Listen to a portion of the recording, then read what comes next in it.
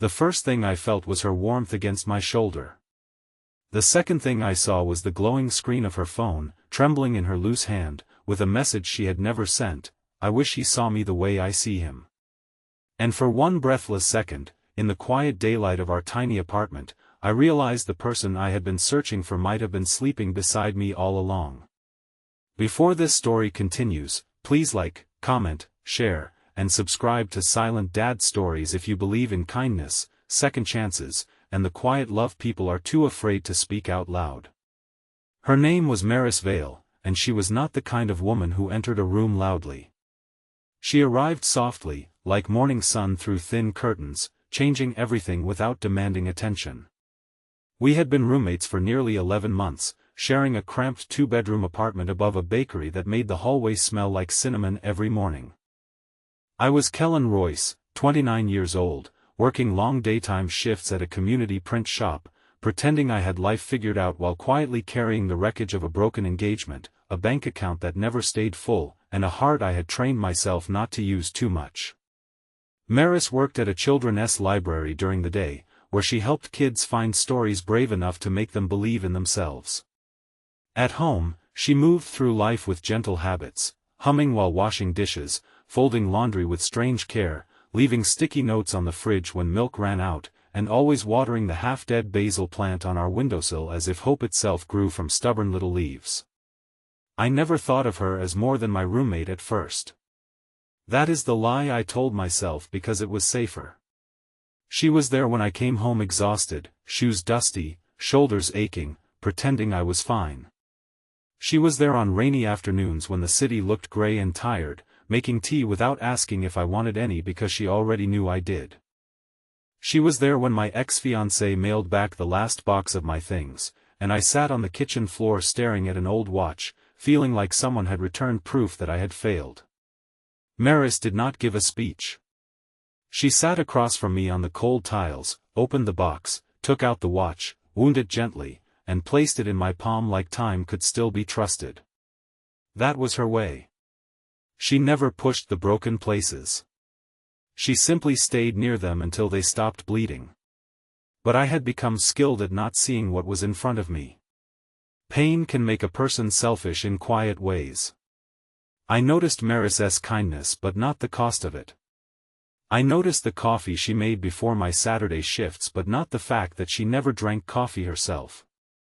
I noticed how she laughed at my terrible jokes but not how her eyes lingered when I looked away. I noticed her silence when I mentioned dating again, but I mistook it for politeness. She had her own loneliness too, though she hid it behind cardigans, library tote bags, and a smile that always arrived half a second before her sadness could.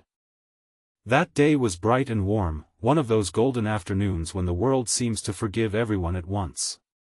Sunlight poured through the living room windows, painting the wooden floor in long rectangles. I had come home early because the print shop's old machine had finally broken down, leaving me with rare daylight and no idea what to do with it. Maris was on the couch with a book resting on her chest, her hair falling across her cheek, her breathing slow and peaceful. The television was muted.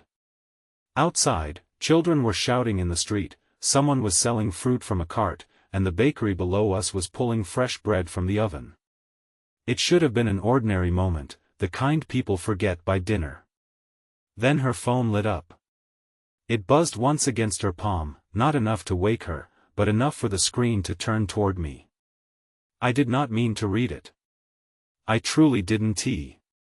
But the words were there, large and unfinished, sitting in a message draft with my name at the top. Kellan, I know you probably don't feel the same, but sometimes I wish he saw me the way I see him. Beneath it, another line had been started and erased, leaving only a blinking cursor like a heartbeat. I froze. The room seemed to tilt. All the small moments I had stored away as ordinary suddenly returned with new meaning, sharp and glowing, the tea, the notes, the quiet patience, the way she remembered the anniversary of my father's death without me reminding her, the way she once stood in the rain outside the print shop with an umbrella because she knew I had forgotten mine. My first feeling was not joy. It was fear. Because love, when it arrives after heartbreak, does not always feel like music. Sometimes it feels like standing at the edge of a bridge, knowing the view is beautiful, knowing the fall could destroy you. I gently moved her phone so it would not slip from her hand, and she shifted in her sleep, her head falling against my shoulder. I sat completely still. Her cheek rested near my collarbone, her hand relaxed on the couch cushion, and I could feel the trust in the weight of her. It broke something open inside me. For months, I had been waiting to feel ready. Ready to date, ready to forgive, ready to believe that not every promise becomes a goodbye.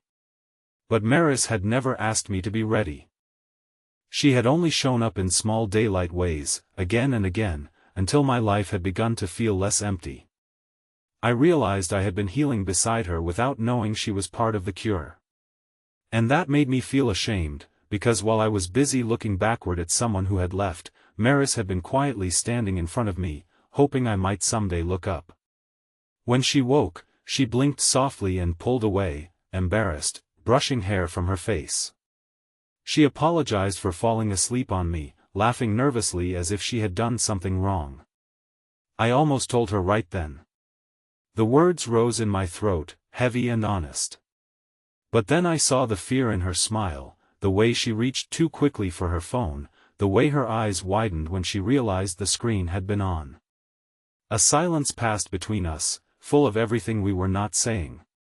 She whispered that she should start dinner, then stood and walked into the kitchen, leaving me on the couch with my heart pounding like it had just been woken from a long sleep.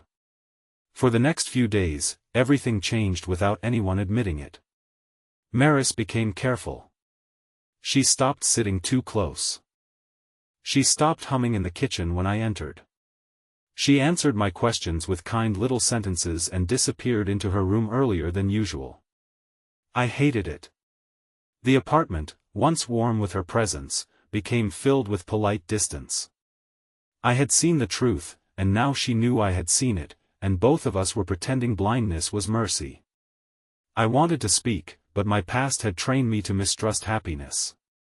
My ex had once promised forever in a voice steady enough to build a home on, then left with a suitcase and a calm explanation about needing a life that did not include me. After that, love felt less like a gift and more like a door someone might slam without warning. I was terrified that if I reached for Maris and failed, would lose not only a chance at love but the safest friendship I had. So I did what frightened people do. I waited. I overthought. I let the person who deserved courage receive silence instead. Then came the afternoon everything nearly ended. It was a Thursday, bright and windy, the city alive with daylight noise. I came home and found Maris packing books into cardboard boxes. At first I thought she was reorganizing. Then I saw the folded lease papers on the table, the careful stack of plates, the empty shelves where her little plants used to sit. She told me she had found a studio across town, closer to the library. Her voice was gentle, but her eyes were red. She said it made sense. She said it was time. She said we would still be friends. Each sentence sounded like a door closing politely. I stood there like a fool, watching her wrap a mug in newspaper.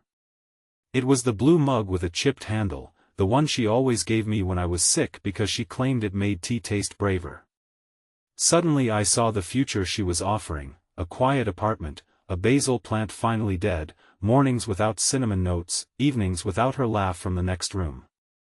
I saw myself years later, wondering why I let the kindest love of my life walk away because I was scared of being hurt twice. So I stepped forward and said her name. She did not turn at first. Her shoulders went still. The whole apartment seemed to hold its breath with me. I told her I saw the text. I told her I was sorry, not for seeing it, but for making her feel unseen for so long. My voice shook. I told her I had been living like love was a storm to survive instead of a home to enter. I told her that somewhere between her tea and her terrible library puns, between the rainy umbrella and the basil plant, between all the ordinary daylight moments I had been too wounded to understand, she had become the person I looked for when the world felt too heavy. She turned then, and tears slipped down her face before she could stop them. I did not make some perfect speech. Real love rarely arrives polished. It arrived in my cracked voice, in her trembling hands, in the boxes between us, in the terrifying honesty of two people who had almost missed each other. I told her I could not promise I was fearless. I told her I still had scars. But I also told her that when she fell asleep on my shoulder, I felt peace for the first time in years. And when I read those words, "I wish he saw me the way I see him," I realized I did see her. I saw the woman who stayed. I saw the woman who loved quietly without demanding anything back. I saw the woman who made our apartment feel like daylight. Maris covered her mouth with both hands, crying harder now, and for a moment I thought I had spoken too late. Then she crossed the room and hugged me so tightly the newspaper fell from her hands and scattered across the floor. She whispered against my chest that she had been trying to leave before her heart became impossible to carry. I held her like an answer. Outside, the wind pushed sunlight across the windows. Downstairs, the bakery bell rang. Somewhere in the city, life continued, unaware that in one small apartment, two lonely people had finally stopped pretending they were only roommates. We did not kiss immediately. That may sound strange, but it felt right. We stood there holding each other among half-packed boxes, letting the truth settle into the room. Love had waited so patiently for us that rushing it would have felt ungrateful. Later, we unpacked together. She put the blue mug back in the cabinet. I watered the basil plant, badly, and she laughed through her tears. That laugh saved me in a way I still do not know how to explain. In the weeks that followed, nothing became magically perfect. I still had anxious days. Maris still had moments when she expected me to pull away. Love did not erase our wounds, it taught us how to touch them gently. We learned each other with care. We walked to the market in the mornings, arguing softly over which fruit looked sweetest. We cooked dinner with the windows open while daylight faded slowly into gold. We learned that romance was not only grand gestures, but also remembering appointments, leaving the last slice of bread, listening without fixing, and choosing each other on ordinary afternoons when nobody was watching. Months later, on a sunny day almost exactly like the one when she had fallen asleep on me, I found that old unsent text again. Maris showed it to me herself, smiling shyly as we sat on the same couch. She had never deleted it. The words were still there, but they no longer hurt. I took her phone gently, typed one line beneath it, and handed it back. I wrote, "He does now." She read it, and her eyes filled with tears, but this time they were happy ones. Then she rested her head on my shoulder again, not by accident, not in sleep, but by choice.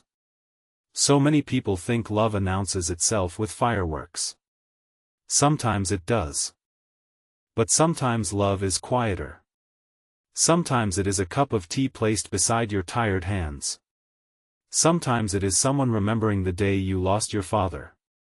Sometimes it is a woman falling asleep on your shoulder because, even before you understand it, your heart has become safe for her. And sometimes, the message that changes your life is not the one someone sends, but the one they were too afraid to. If this story touched your heart, please like, comment, share, and subscribe to Silent Dad Stories. Your support helps more stories of kindness, healing, and second chances reach people who may need them today. Special request: comment "He sees her now" if you believe quiet love deserves to be noticed before it is too late.